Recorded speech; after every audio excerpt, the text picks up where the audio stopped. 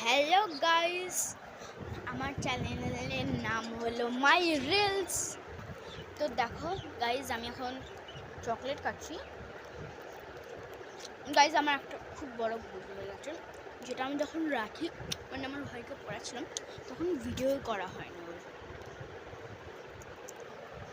দেবটা কি ওর ভিডিওই করা হয়নি। তো গাইস, এই জন্য আমাকে মাফি দিয়ে দিও।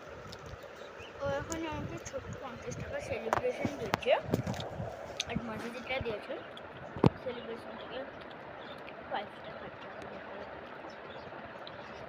আমার ভাই বলছে